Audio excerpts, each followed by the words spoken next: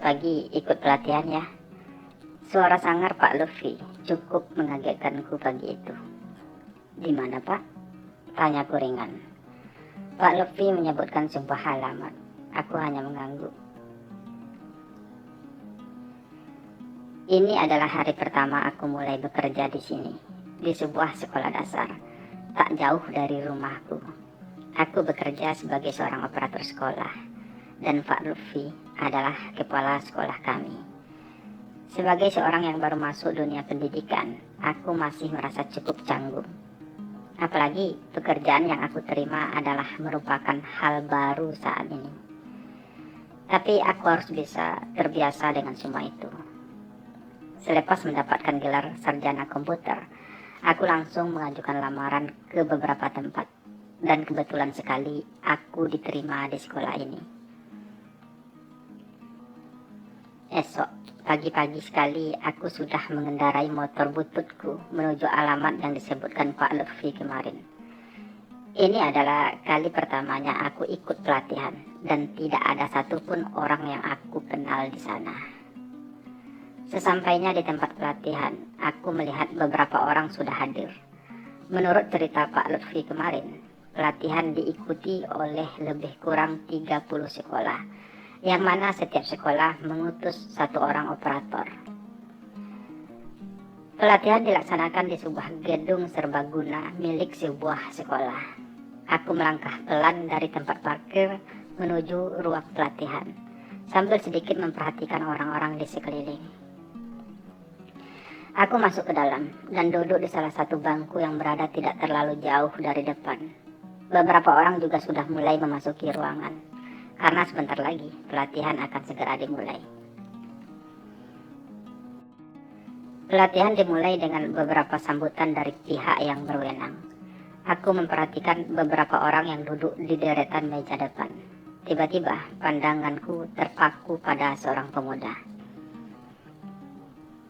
Pemuda itu cukup menarik perhatianku, karena sepanjang acara pembukaan, ia selalu menebar senyum, dan senyumnya itu yang membuat aku terpukau. Lesung pipi di kedua belah pipinya benar-benar mempesona. Aku segera menunduk saat mata kami saling beradu pandang. Jantungku berdegup kencang. Pemuda dengan senyum manis itu sudah berdiri saat aku mencoba menolehnya lagi. Ternyata pemuda itulah yang menjadi tutor kami hari itu. Nama saya Al-Hafiz, ucapnya setelah mengucapkan salam. Ia berdiri di depan sambil memegang sebuah pengeras suara. Biasa dipanggil Hafiz, lanjutnya. Bagi teman-teman operator sekolah yang baru, silakan save nomor handphone sekaligus nomor WhatsApp saya untuk bertanya seputar pekerjaan kita sebagai operator, atau bisa juga bergabung dengan grup Facebook kita. Di sana kita bisa saling sharing. Pak Hafiz berbicara sambil menulis di papan tulis yang ada di depan. Aku segera mencatat di handphone dan menyimpan nomor tersebut, sekaligus mengakses grup Facebook yang disebutkan Pak Hafiz. Selanjutnya, Pak Hafiz menjelaskan bagaimana dan apa yang harus kami kerjakan ke depannya. Ternyata Pak Hafiz orang yang sangat menyenangkan. Pak Hafiz adalah operator dari Dinas Pendidikan Kabupaten, yang artinya ialah yang menghandle dan bertanggung jawab kepada semua operator sekolah yang ada di kabupaten kami. Berkali-kali aku menatap senyum manis Pak Hafiz. Dadaku berdegup tak karuan. Pak Hafiz telah menyita perhatianku. Oh ya, jangan salah paham dulu. Sebenarnya Pak Hafiz itu masih sangat muda. Kami memanggilnya Pak, karena secara jabatan ia satu tingkat di atas kami. Dan juga merupakan hal yang biasa dalam dunia pendidikan, saling memanggil Pak ataupun Ibu. Itu juga berlaku buat kami sebagai sesama operator. Karena sebagian operator juga ada yang sudah berumur di atas 30 tahun. Baru ya, sebuah suara mengagetkanku. Aku melirik ke arah samping kiriku. Seorang laki-laki yang masih cukup muda tersenyum padaku. Aku mengangguk pelan. Sama, ucap laki-laki itu lagi. Saya Pandi. Lanjutnya sambil menyebutkan tempat tugasnya. Oh, aku membulatkan bibir. Saya Ayu, balasku. Laki-laki itu, Pandi, memang sudah sedari tadi duduk di sampingku, dan sepertinya sudah dari tadi berusaha menegurku. Aku dan Pandi mulai mengobrol tentang pekerjaan baru kami, sambil terus memperhatikan ke depan. Pak Apis masih berbicara di depan, menjelaskan banyak hal dan meminta kami membuka laptop yang memang sengaja kami bawa. Karena sebagai seorang operator sekolah, kami memang diwajibkan mempunyai laptop. Dan biasanya laptop memang diberikan oleh pihak sekolah, bukan laptop pribadi. Bagaimana? Bisa? Suara merdu Pak Apis cukup mengagetkanku, karena aku sibuk mengerjakan tugas yang diberikannya di laptop. Aku menoleh ke arah Pak Apis yang sudah berdiri di sampingku. Gugupku tiba-tiba, jantungku berdetak lebih kencang dari biasanya. Belum, Pak. Jawabku sedikit bergetar. Gak apa-apa, ucap Pak Apis sambil sedikit menunduk, membuat gugupku semakin menjadi. Masih baru kan? Lanjutnya, kali ini ia tersenyum. Sumpah, senyum itu sangat manis. Aku gelagapan, salah tingkah. Coba aja terus, pasti bisa kok, ucapnya lagi. Iya Pak, balasku masih dengan suara bergetar. Pak Apis melangkah ke belakang, memperhatikan pekerjaan teman-teman operator lainnya. Pada saat makan siang, tiba-tiba Pak Apis mendekatiku. Aku duduk sendirian di ujung teras ruangan.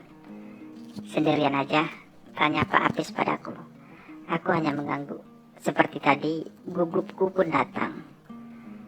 Sudah berapa lama jadi operator? Tanyanya lagi, sambil duduk di sampingku. Baru 2 hari, Pak. Jawabku. Oh, pantas. Gak pernah kelihatan sebelumnya, ucap Pak Apis. Selanjutnya Pak Apis cerita tentang pekerjaannya dan juga memberikanku beberapa masukan agar bisa menyelesaikan pekerjaanku dengan baik. Aku sangat senang bercerita dengan Pak Apis. Aku jadi tahu kalau ternyata Pak Apis memang masih lajang, seperti dugaanku. Jangan panggil Pak lah, udah tua kali kesannya, ujar Pak Apis. Tapi memang begitu panggilan resminya Pak, balasku. Enggak juga ah, siapa bilang? Kan kita bukan bapak dan ibu guru, ucap Pak Apis.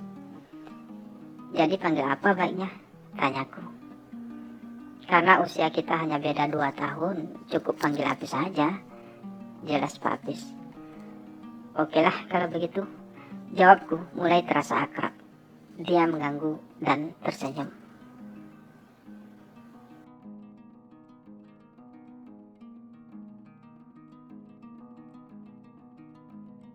Begitulah awalnya. Awal aku mengenal sosok Apis dalam hidupku.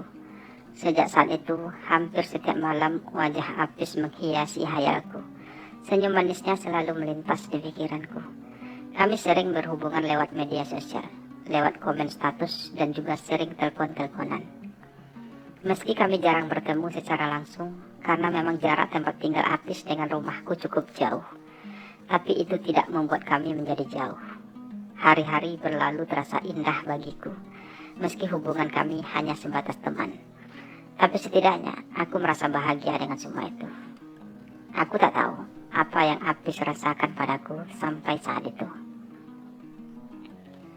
Setahun pertemanan kami, Apis jadi sering datang ke rumah dan mengajakku jalan-jalan, walau hanya sekedar nonton di bioskop atau makan siang di kafe.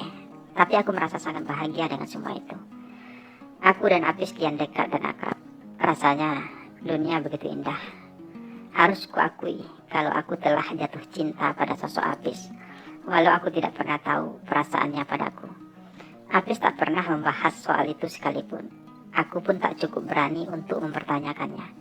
Aku biarkan saja persahabatan kami mengalir apa adanya. Sampai suatu saat, tiba-tiba Apis menghilang tanpa kabar. Tidak ada satupun akun media sosialnya yang aktif. Bahkan nomor handphonenya selalu tidak bisa dihubungi. Aku merasa cemas. Aku coba bertanya kepada beberapa orang yang kukenal, tapi tidak ada satupun yang tahu. Sampai akhirnya aku tahu kalau Apis sudah tidak bekerja lagi di dinas pendidikan. Pak Lutfi yang cerita. tapi tidak ada satupun yang tahu kenapa Apis tiba-tiba memutuskan untuk berhenti. Bahkan ketika pihak dinas mendatangi rumahnya, Apis juga tidak berada di rumah. Pihak keluarganya juga bungkam, tak ingin bercerita. Aku benar-benar kehilangan. Aku benar-benar bingung. Kemana Apis? Di mana dia sebenarnya? Apa yang terjadi dengannya sehingga tiba-tiba ia menghilang? Bahkan saat terakhir kami bertemu pun Apis baik-baik saja. Seperti biasa, ia selalu tersenyum. Tidak terlihat ada masalah, apalagi pertanda kalau ia akan menghilang. Tubuhku terasa lemas, hatiku menangis pilu. Aku benar-benar terpukul. Sudah hampir sebulan tak ada kabar apapun dari Apis. Air mataku sering menetes bila mengingat itu semua. Betapa aku merindukan sosok Apis dalam hidupku. Saat ini, aku merasa benar-benar rapuh dan tak berdaya.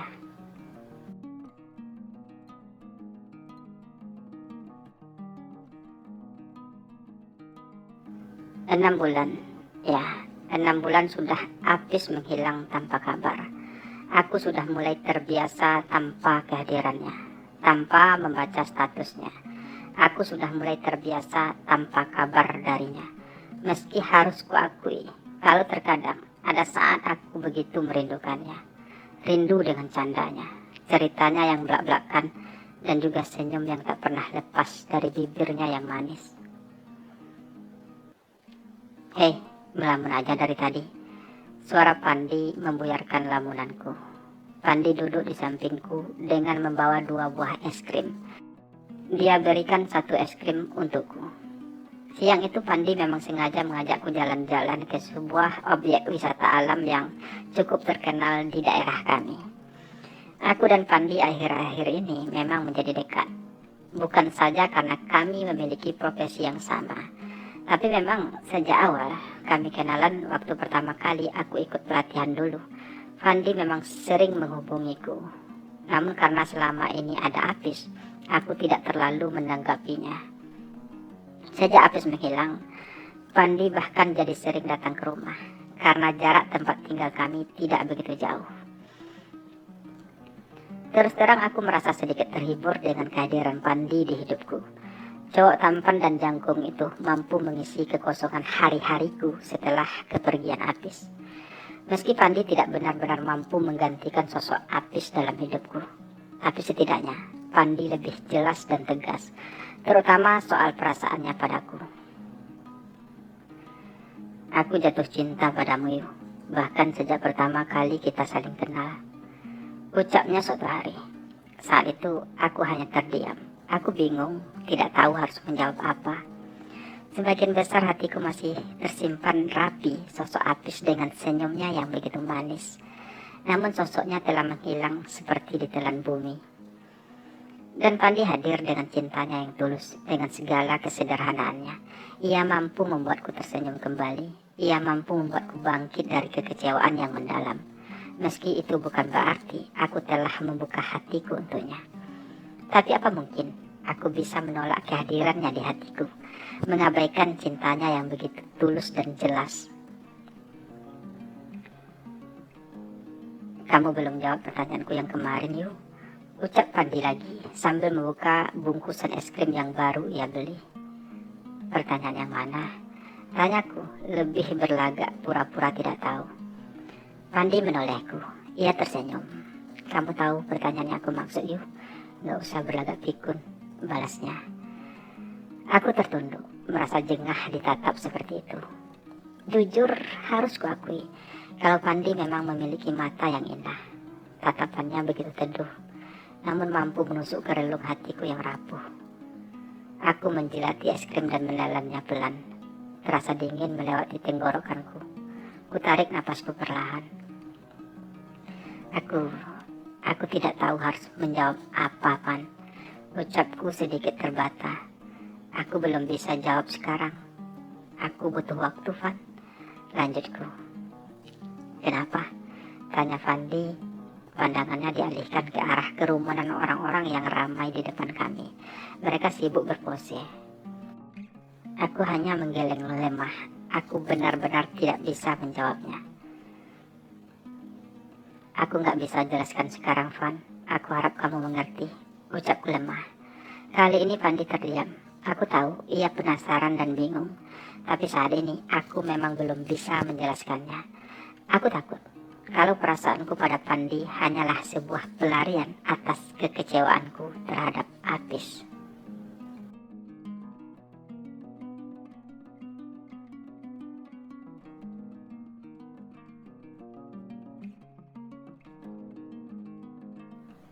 Hei, tunggu. Sebuah suara memaku langkahku.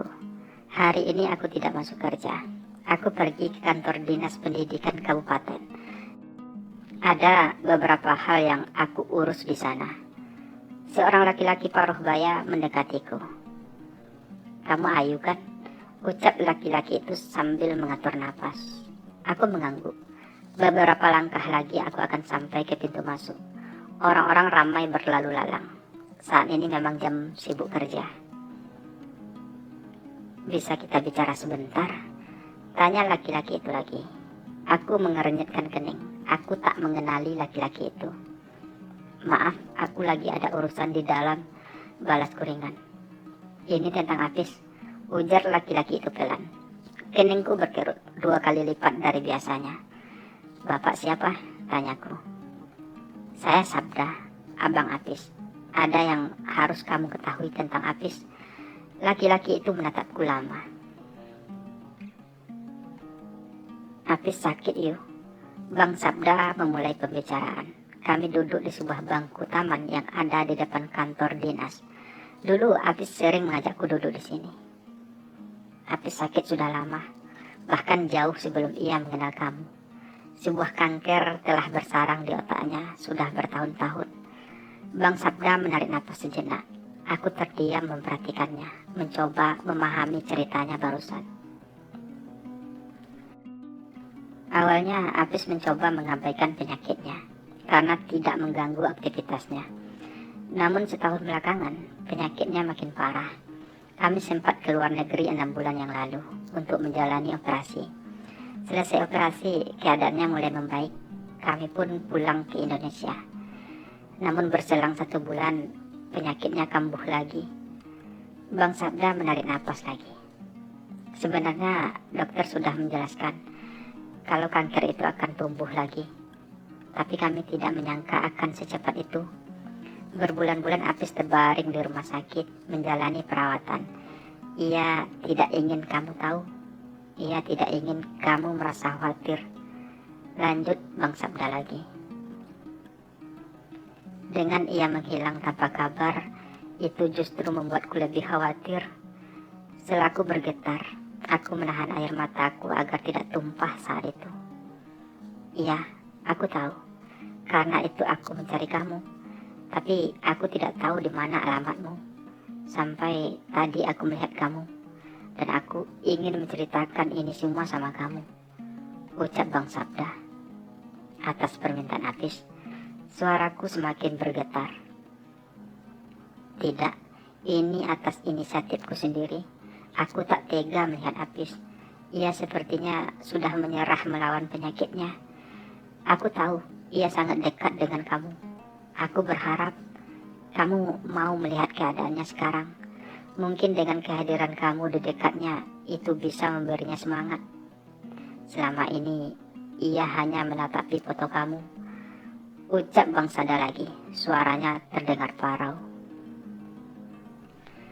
Aku mencoba memahami setiap cerita Bang Sabda. Awalnya aku ingin marah, tapi rasa iba lebih menguasai hatiku. Membayangkan Apis yang terbaring sakit, aku menjadi tak tega. Sekarang Apis di mana? Tanyaku akhirnya, setelah cukup lama kami terdiam. Bang Sabda menyebutkan rumah sakit tempat Apis dirawat. Keadaannya semakin parah. Ia sering tak sadarkan diri, ucapnya.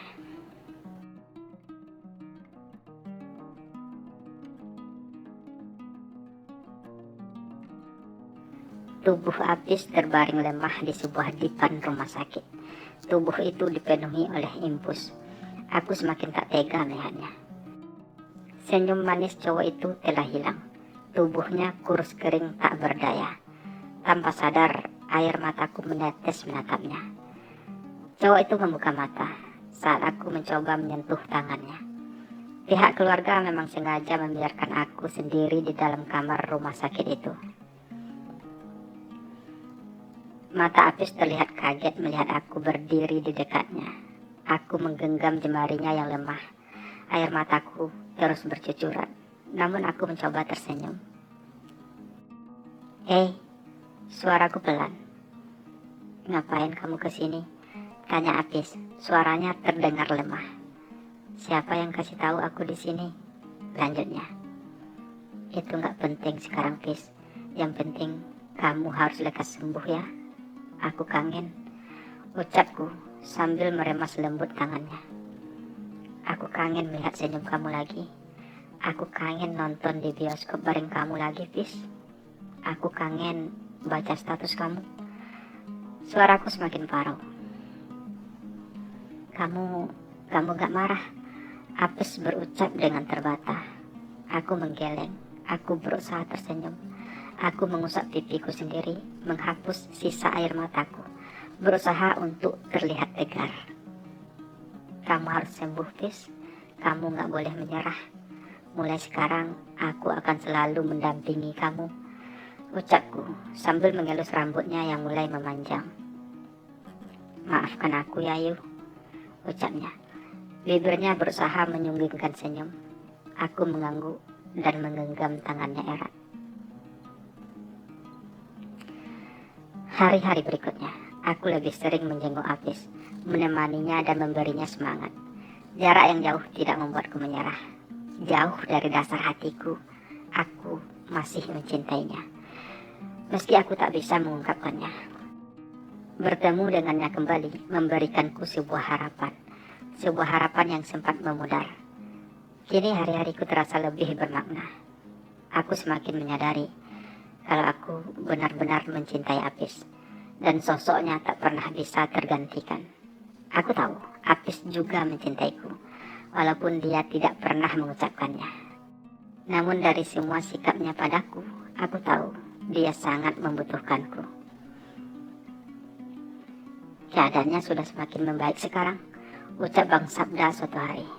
"Terima kasih ya, Yu. Sepertinya kehadiranmu benar-benar telah membuat ia bangkit," lanjutnya. "Aku mencintai Apis, Bang," balasku jujur. "Aku ingin dia sembuh. Aku ingin melihat Apis yang dulu. Apis yang selalu tersenyum," lanjutku lagi. "Ya, kita sama-sama berdoa ya, Yu. Semoga Apis bisa sembuh kembali. Aku yakin Apis juga sangat mencintai kamu." Bang Sabda menatapku penuh keyakinan. "Minggu depan Apis akan operasi lagi. Semoga operasi kali ini benar-benar bisa mengangkat penyakitnya dan tidak akan kambuh lagi," ucap Bang Sabda lagi. "Amin, Bang. Semoga," jawabku tersenyum.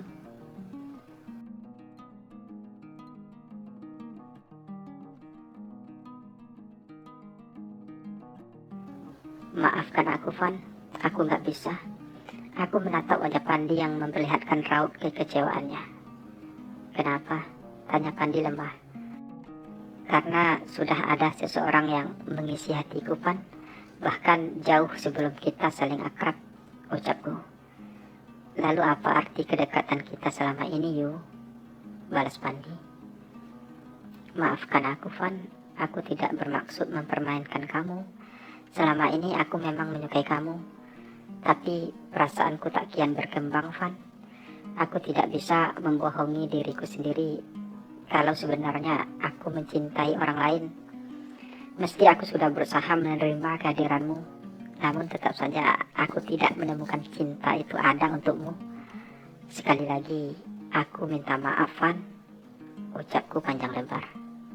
Fandi menghempaskan napasnya berat. Kedua tangannya mengepal. Aku tahu Pandi terluka, tapi akan lebih menyakitkan lagi jika aku harus terus berpura-pura bahagia saat dengannya.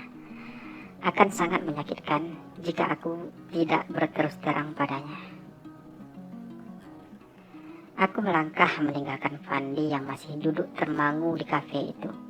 Sekelebat rasa bersalah menghantuiku. Tapi semua memang harus terjadi. Aku memang harus memilih. Dan hatiku begitu yakin kalau aku sangat mencintai Apis. Seperti apapun kondisinya saat ini, hatiku telah memilih, meski harus ada hati yang tersakiti. Fandi sosok cowok yang baik dan sederhana. Aku yakin banyak cewek-cewek lain di luar sana yang mengharapkannya dan bisa membuatnya bahagia.